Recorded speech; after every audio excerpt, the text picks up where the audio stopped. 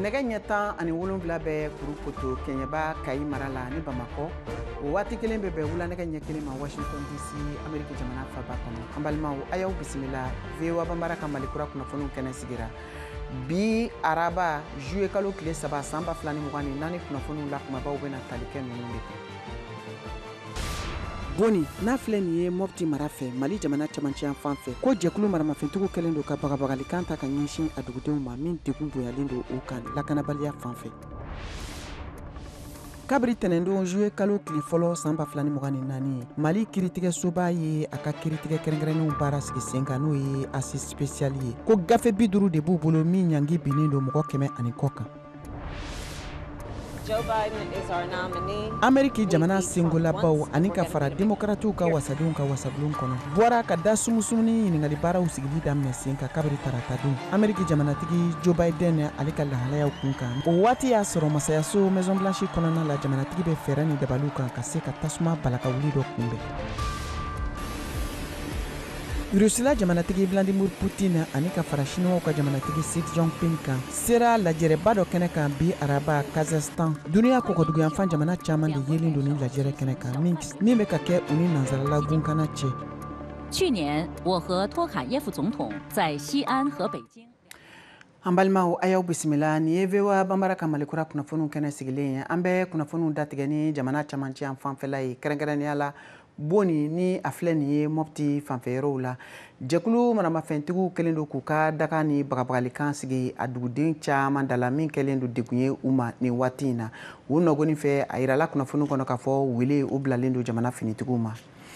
An bɛ to basigibaliya hukumu kɔnɔna la an bɛ taa Bayangara mara la jamana camancɛ fanfɛla la ntɛnɛndon n'o bɛnna juye kalo tile fɔlɔ san 2024 ma sɛgɛsɛgɛliw y'a yira k'a fɔ ko dugudenni min n'a bɛ wele ko Jiko Bombo ni kilomɛtiri 20 bɛ ani Bayangara dugu cɛ jɛkulu maramafɛntigiw taara bin yen dugu kan mɔgɔ 21 ɲɔgɔn de bɛ yen minnu bɛɛ lajɛlen ni bɔnɛna min kunnafoniw sɛbɛntiyara a marabolo ɲɛmɔgɔ dɔ ale ka laseliw senfɛ. Ka da nin basigibaliya kan min bɛ jamana camancɛ fanfɛla la ni waati laban ninnu na kɛrɛnkɛrɛnnenya la dangarili laban min kɛra Bayangarakaw fɛ VOA banbara ye a ka kuma barani tɛngun Isa Jawara la ale b'an bolo nin waati in na nɛgɛ kan lakanabaliya ɲɔɲali jamana kɔnɔ nin waati labanw na an bɛna an ka ɲininkaliw tɛnku a la a bɛna min jaabi maliden don min ka baara bɛnnen don politiki ani lakana sɛgɛsɛgɛli ko ma ka bɔ katikaw fɛ Isa ni tulo b'an na i n'u la.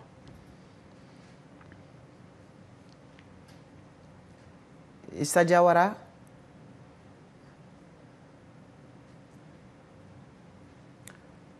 ayiwa an balimaw an bɛ hakɛto ɲini aw fɛ ka a lase aw ma k'a fɔ yanni Isa ka labɛnw ka sabati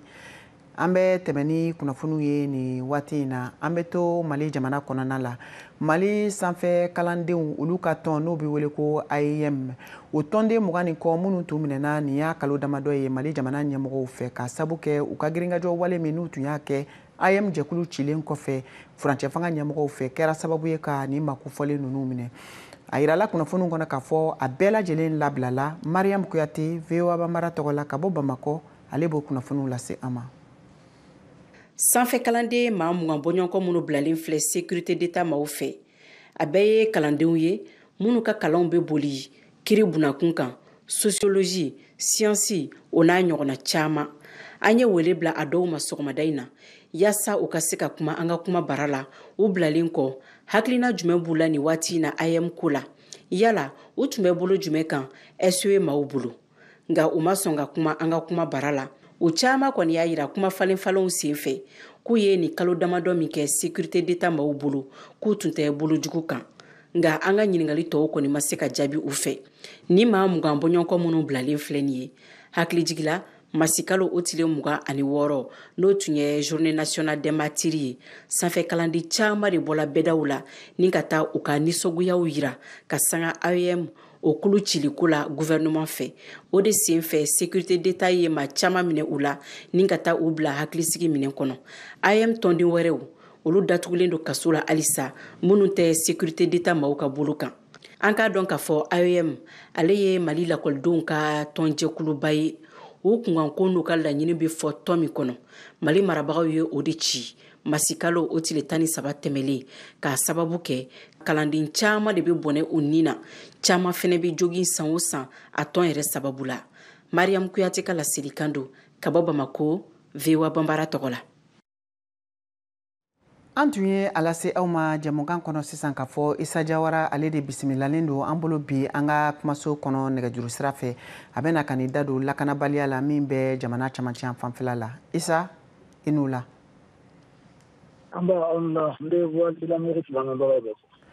Ni waati laban ninnu na lakanabaliya ɲɔɲalenba don Mali jamana kɔnɔ janko dangariliba laban min kɛra jɛkulu maramafɛntigiw fɛ Bayankara mara la 21 olu de nin bɔnɛna. Lakanabaliya e yɛrɛ bolo mun bɛ ka dɔ fara ka Mali kɔnɔ ni waati in na? Lakanabaliya an t'a dɔn ni dɔ bɛ ka fara kan dɔ bɛ ka bɔ a la en tout cas ni tiɲɛ don attaque dɔ kɔni kelen don. Hakili lakanabaliya de ki nana ni fanga d'Afrique an b'a fɔ min ma ko 2020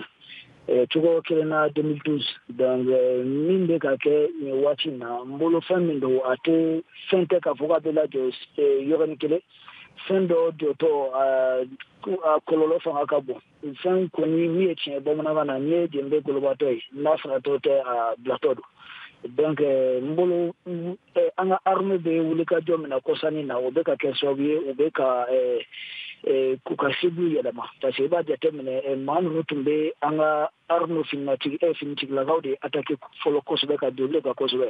mais sisan o bɛ ka taa bin civil de kan or Mali sariya la civil man kan tɛ ka maramafɛn ta donc o ye adamaden minnu ye qui sont un peu sans défense donc yanni armée bɛ se o b'a sɔrɔ u ye tiɲɛni kɛ ka ban donc o n'a ɲɔgɔnna waleya olu tun bɛ ne ka gɛlɛn nka hakili la peut-être jamana marabagaw u bɛna fɛɛrɛw peut-être tigɛ cogo min na u bɛ se ka dankari k'o la donc i b'a bila minɛn min kɔnɔna la i b'a ye ni u ye cible yɛlɛma o b'a jira k'a fɔ ko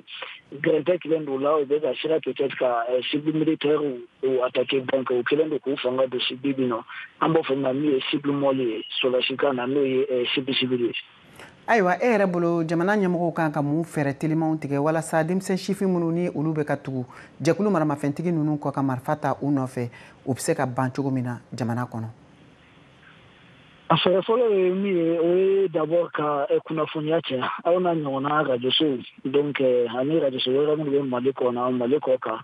fo ka kuma ni sifinnakaw ye fɔlɔ kosɛbɛ u k'a dɔn ko in yɛrɛ kɔlɔlɔ ye fɛn min ye donc o ye mesure fɔlɔ ye a mesure filanan bɛ se ka kɛ min ye o ye ka a bɛ fɔ ma ko développement baaraw c'est-à-dire yiriwa baaraw bon fo k'olu ka caya parce que i na ka mɛn i bɛ mɔgɔ dɔ ta k'a ka yɛlɛ moto kan ka taa yɛrɛ fa 30,000 40,000 nɔfɛ kalo kɔnɔ i b'a sɔrɔ a tigi tɛ baara la a sigilen don n'a yɛrɛ ye maa maa bɛ baara la min nan'o ma ko u ka tugu i kɔ nin ko ninnu na ɲɔgɔnna la o yɛrɛ bɛ t'i ko fɔ donc baarabaliya fana o kelen don ka ye ko in na or n'i y'a jateminɛ pour que baara fana ka créer fo basigi de ka na yɔrɔ ninnu na bon tant que basigi tɛ yɔrɔ in na baara ka baara di sifinnakaw ma ka gɛlɛn bon k'a fɔ fana hali ni i ye développement activité kɛ cogo o cogo ni sécurité tɛ yen ala k'an kisi a kana taa sigi kɔrɔlen ma donc fɛn min don fɛn fila ye a bɛ taa ɲɔgɔn ye jamana ɲɛmɔgɔ k'u fanga don halisa kosɛbɛ kunnafoni di siraw la kosɛbɛ fɛɛrɛ minnu bɛ maa ninnu fanga dɔgɔya kosɛbɛ a sabanan ye min ye ka fɛɛrɛ kɛ ka baara di sifinnakaw ma kosɛbɛ. O diyara an ye kosɛbɛ nin tun ye Isa Jawara ale ka laseli ye maliden don min sigiyɔrɔ bɛnnen don Katima an ka foli b'a ye. Ka da nin kan sisan an bɛna don jɛmukan ta ko filanan hukumu kɔnɔna la an b'a fɔ aw ye aw ka to an ka nɛgɛjuru sira ani an ka bɔlɔlɔ fiɲɛ siraw kan aw k'an bɛɛ sɔnni.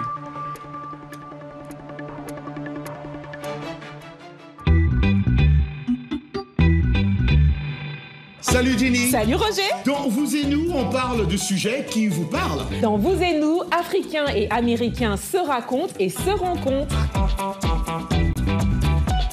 Les dernières tendances mode, mais aussi les gadgets indispensables. Les avancées technologiques, l'entrepreneuriat de jeunes, un pont entre l'Afrique et le Nouveau Monde pour diffuser nos cultures. Et les bons petits plats. Yum yum, une bonne ambiance avec nos invités. L'émission explore les réussites, les ambitions et les aspirations africaines. Elle montre une Amérique loin des clichés à taille humaine. Vous et nous. C'est vous. C'est nous. C'est vous et nous. An balimaw an ka foli b'aw ye kokurani an donnen VOA Banbara ka Malikura kunnafoniw o ta ko filanan hukumu kɔnɔ. An bɛ taa ni kunnafoniw ye diɲɛ fan wɛrɛw fɛ.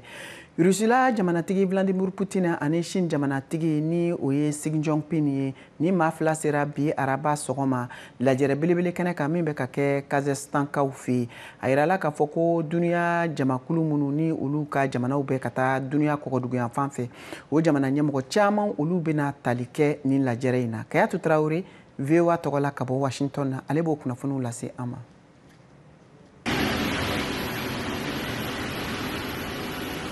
Vladimir Putin jiginna sɔgɔmada kɛnɛ waati la Astana pankurun jiginyɔrɔ kɔnɔna la yɔrɔ min la sommet de l'organisation de coopération de Shanghai OSC tɔnsigiba kɛnɛ nin bɛna dayɛlɛ alamisadon na a yirala k'a fɔ ko Xi Jinping sera yen kabini kunungo. OCS kulu jamana 9 bɛ min tɔndenya la Chine, Inde, Iran, Russie, Kazakhstan, Kyrgyzstan, Uzbekistan, Pakistan ani Tajikistan jatelen bɛ a ɲɔgɔnna kulu minnu bɛ nazarala fadenw ye ne u bɛ baara kɛ ni hakilinaw ye ka danfara min bilalen bɛ duniya jamana setigibaw cɛla la lawuli ne ka u fara ɲɔgɔn kan ka duniya makobaw ɲɛnabɔ ɲɔgɔn fɛ ni kan kelen ye n'a bɛ wele ko multipolaire hakilina min ne Chine ani Russie marakɛlaw dalagɛsɛ don waati bɛɛ Iran kɛra a tɔnden ye kɔsada in na Belarusi ne ale ye Moscou kɔkɔrɔdonbagaba ye u ka Ukraine kɛlɛ la ka tɔndenya laseliw bɛna kɛ alamisa nata in na tɔnsigi dayɛlɛ kɛnɛ nin kan nka danfara caman de fɛnɛ bɛ a tɔndenw ni ɲɔgɔn cɛla la ne Putin ni Xi bɛ fɛ ka sira tigɛ nanzarala ɲɛ fadenyaba sɔrɔw nasiraw kan u ni ɲɔgɔn cɛla la bɛ yen halisa kɛrɛnkɛrɛnnenya la Asie camancɛ yan fanfɛla taji caman bɛ minnu bolola la ne u jɔyɔrɔ belebele bɛ doni taliw la ka se Europe ani Asie gun kan jamanakuntigi fila ninnu ka ɲɔgɔn ye baaraw bi araba in na bɛ jate tɔnsigi nin kɛrɛfɛ baaraw fɛ nin kuma ɲɔgɔnya nin bɛ kan ka kɛ kalo 1 ani tila dɔrɔn u ye min kɛ Chine Putin ka taama senfɛ a taara dɛmɛ ɲini na ka kɛɲɛ ani Ukraine cɛla fitinɛ ye waati min na ka da Kremlin ka fɔ kan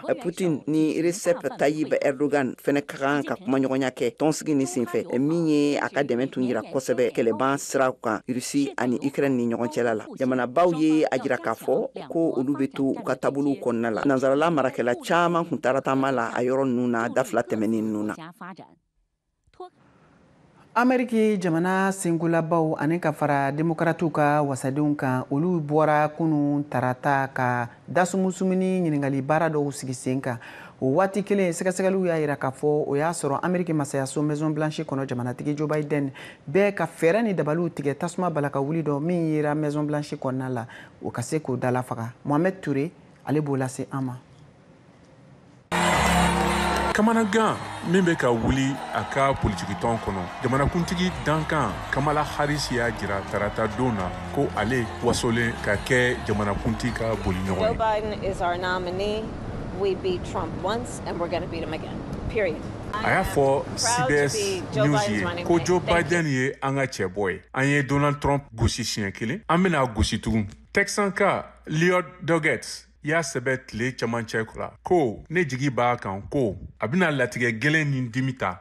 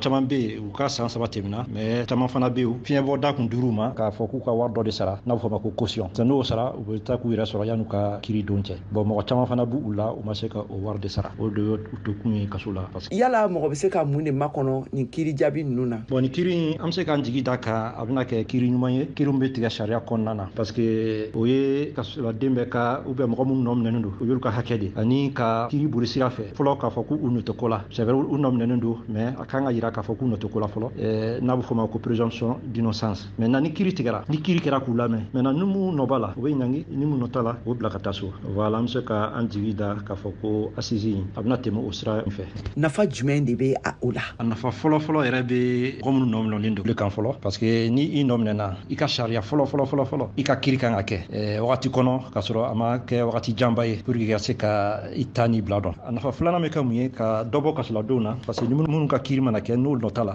olu bɛ bila ensuite a nafa sabanan o ye ka faso wagaden ka wari ladon a kɔnɔ parce que ni i nɔ yera la wari min fɔra k'i y'o daraki i bɛ se k'o sara ani faso fana bɛ se ka fɛn wɛrɛ ɲini fɛ n'a bɛ fɔ ma ko dommage intérêt i k'o fana sara dɔw bɛ kɛ sababu ye ka wari don faso wagaden kɔnɔ a nafa naaninan bɛ kɛ yuruguyurugu kɛlɛli yɛrɛ ye parce que structure caman créera a kama OCLEI b'o la bureau du vérificateur général b'o la cour des comptes b'o la olu cakɛda walew bɛɛ bɛ yuruguyurugu kɛlɛli de kama o bɛ san caman bɔ jamana marabagaw fɔlɔfɔlɔ olu kun t'a kɛ o sɛbɛn ninnu minɛ n'a bɛ fɔ ma ko rapport u bila tiri wɛrɛ kɔnɔ foyi tɛ bɔ a la maintenant jamana mara kura min b'an kunna sisan olu y'a kɛ u bolo ɲɛfɛ fɛn ye maintenant sisan kɔni ni rapport dira dɔrɔn u b'a di justice ma et justice b'a ka baara kɛ kɔlɔsi y'a jira n'a k'a fɔ ko mali kiiriso ka suma a ka kiiri kɛnɛw sigili la mun b'o waleya tiɲɛ yɛrɛ la mali kiiritigɛso ka suma baara la mais bon ne bɛ se k'o sumaya kun dɔ kɛ parce que juges man ca baara ka c'u ma mali juge mɔgɔ 60 fo ka se mɔgɔ 100 ma juge kelen n y'a dɔn o baara ka ca dɛ kun filanan bɛ se ka kɛ mun ye parce que sariya sɔsɔ wali kuraw fana donna kiiritigɛ kɔnɔna na sisan n'o ye jatigɛwale mɔgɔw fana ka kiri ani mɔgɔ minnu kelen k'u mɔgɔ ɲɔgɔn fana kɛ jɔn ye ani mɔgɔ minnu b'u mɔgɔ ɲɔgɔn minɛ k'olu feere olu bɛɛ ye sariya sɔsɔ wali kuraw de ye an fɛ yan sisan mali kɔnɔ o bɛɛ bɛ kɛ kun ye mun bɛ se ka u ka baaraw sumaya yana greffier ko bɛ effectivement yɛrɛ de kan ka kɛ pour que ci bɛ se ka teliya cogoya min na kɔlɔsi y'a jira na fana k'a fɔ ko yɛlɛmaba donna mali kiiriso yɛrɛ taabolow la i bɛ se ka dɔɔni fɔ an ye olu kan wa yɛlɛma caman de donna mali sariya tigɛ so ka baara taabolo la pour que ka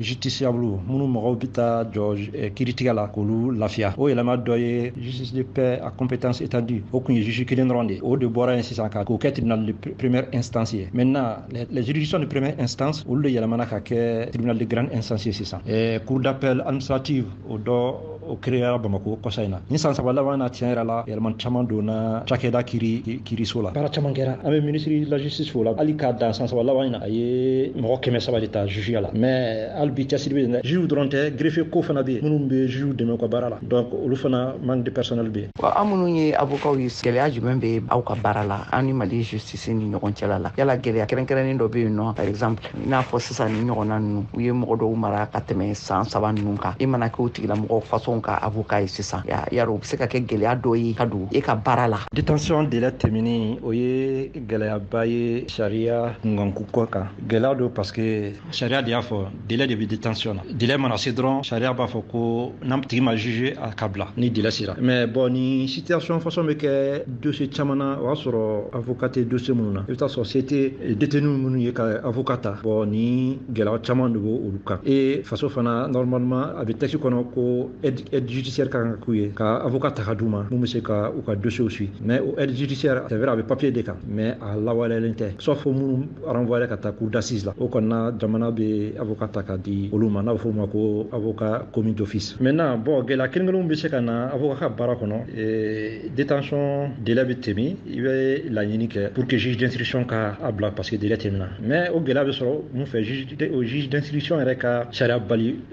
bato labaliya o y'o wale de parce que juge dɔw bɛ yen parce que u b'a fɔ ko le juge ye u yɛrɛ se sentent fort donc u bɛ sariya dansago hali n'i taara f'u ɲɛna k'a fɔ bon i ka client ka délai tɛmɛna u b'u ka temps bɛɛ ta sanu ka ordonnance ta ka client bila a misali dɔ kɛra an bolo kɔsa in na an ka dossier dɔ tun bɛ Kayi mun nɔ minɛna certificat médical y'a jira k'a fɔ ko a n'a hakili tɛ ɲɔgɔn fɛ donc n'o kɔni kɛra ka ban juge d'instruction kan ka ordonnance de ta k'a labɔ kaso la k'a bila mais yanni juge d'instruction ka o kɛ a ye kalo caman kɛ a ye kalo caman de kɛ yanni ka se ka cɛ bila o ye sariya sɔsɔ wali de bon gɛlɛya dɔ fana ye mun ye régisseur kaso bon ɲɛmɔgɔ olu t'u jɔ u jɔyɔrɔ la normalement ni délai kɔni tɛmɛna dɔrɔn détention délai mana s'a dan na sariya b'a jugu kan ka taa ni mɔgɔ min b'u bolo kaso kaso la ka taa présenter procureur la procureur ka juge d'instruction saisi ou bien ka président saisi u ka atigi bila joona kɛ o bɛɛ gɛlɛya de bɛ kaso la denw kan.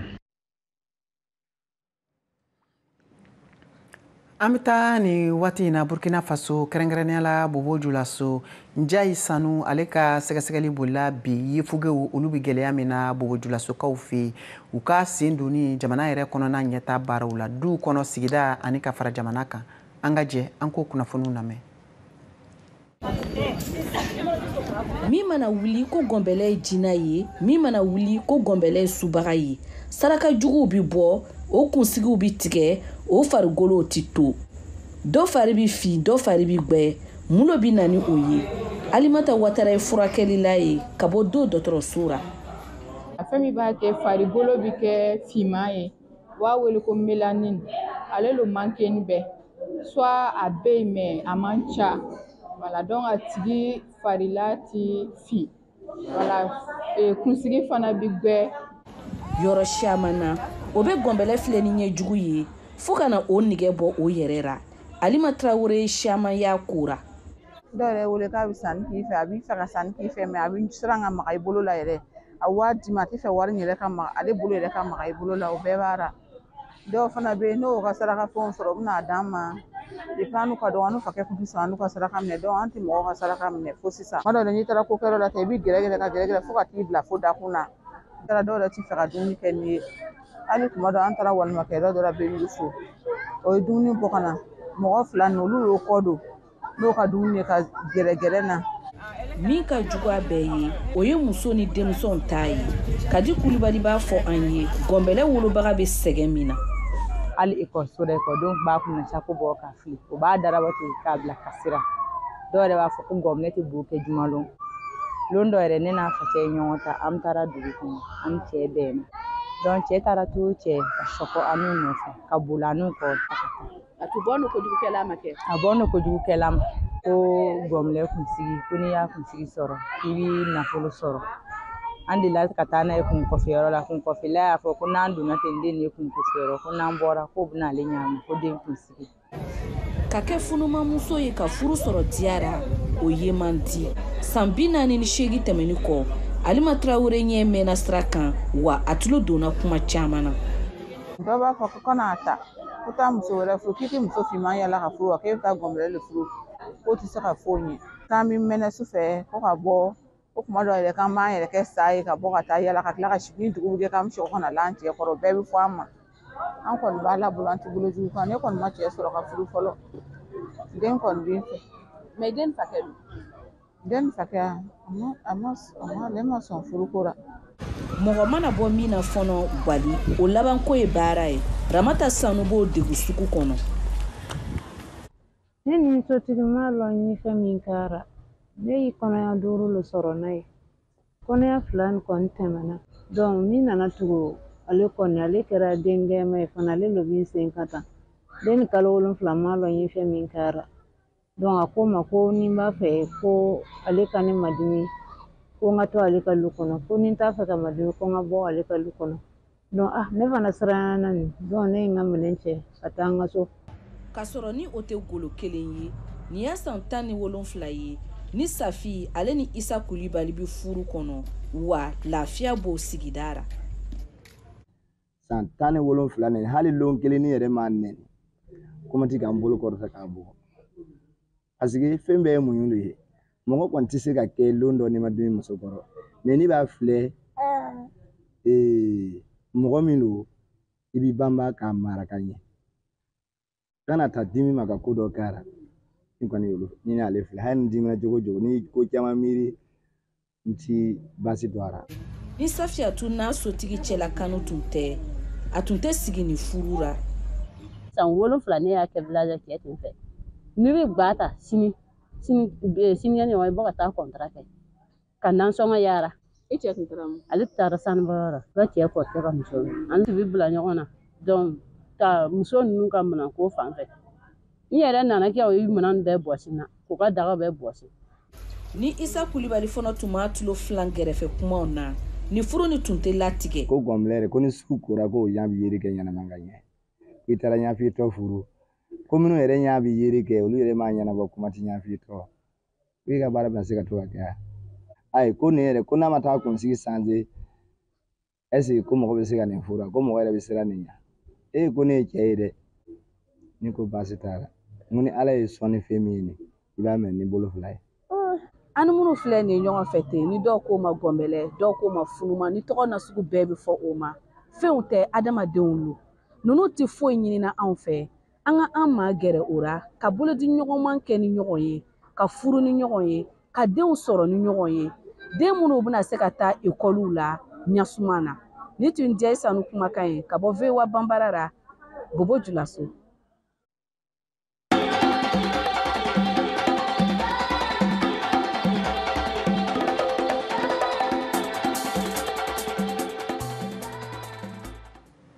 Sisan an ka Siyaka Tarawele ka farikolo ɲɛnajɛ kunnafoniw lamɛn.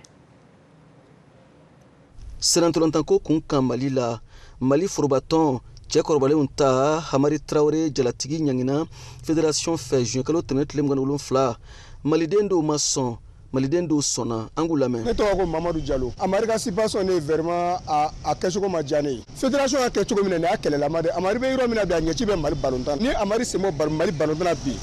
fɛn cɛnuman tɛ. Jamana mago bɛ fɛn na mun bɛ se ka fɛn lase jamana ma.